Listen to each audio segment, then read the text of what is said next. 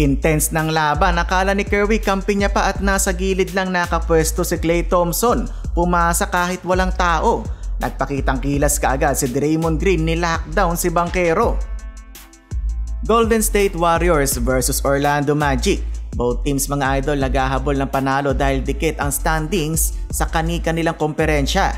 Ang maganda lang para sa GSW ay balik laro na ngayong game si Draymond Green. Simula ng laban, maalat ang home team shooting 0 for 5 from the field. Maalat din ang Magic with 1 of 8 lang mga idol. Natapos lang ang drought ng GSW na maka-N1 play na si Stephen Curry. Gandang connection ni Green at Curry habang si Banchero dinaan sa post-up move si Wiggins. Tila nagising si Wiggins, 5 straight points naman ang kanyang bawi.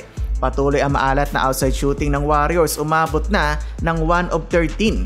Bigla tuloy naging double digit ang kalamangan ng Magic. Wagner umiinit ang opensa, sunod-sunod na inatake ang Warriors.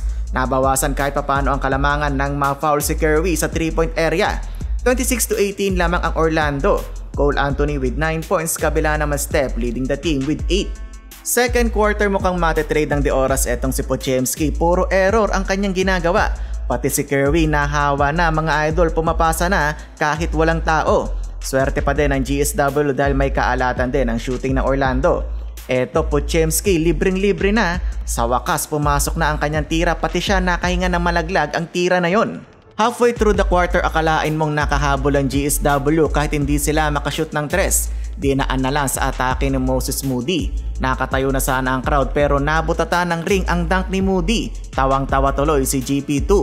Nakatabla na sana ang Warriors, counter kaagad si Banchero, strong drive to the basket. Patuloy pa din ang 3-point woes ng Warriors, kaya no choice ang mga players kundi umatake sa paint area.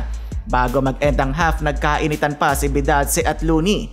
Gusto nang batuhin ng bola ni Goga si Looney mga idol. Natapos ang first half, tabla pa nga ang laban, all 43. Third period, eto na ang Golden State Warriors, 16-5 run, nagsimula sa tres ni Curry. Nakisali na si Quinton Poe, sobrang hype nila ni Green nang pumasok ang tira na yon. Eto pa Stephen Curry, top of the key 3-pointer, nagising na ang Dub Nation. Solid ang ambag ng second unit ng Warriors, etong dalawa, Schroeder at Moody ang kumakamada. Ang lupit pa ng ginawa ni Moody, hinagis na lang ang bola, pumasok pa. Nailista ng GSW ang kanilang biggest lead ngayong game with 15. Moody meron ng 14 puntos off the bench.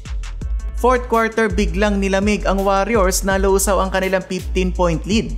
Nakatabla pa nga ang Magic all 90. 5 to go, nakuha pa nila ang kalamangan sa floater ni Cole Anthony. Intense ang laban mga idol, pahirapan na ang mga tira. Kakaibang putback ni Looney at skyhook naman ni Draymond Green, 96-92. Abante ang Warriors. Big 3-pointer by Moody, 99-94. Green, what a defensive stop, hindi nakaporma si Banchero.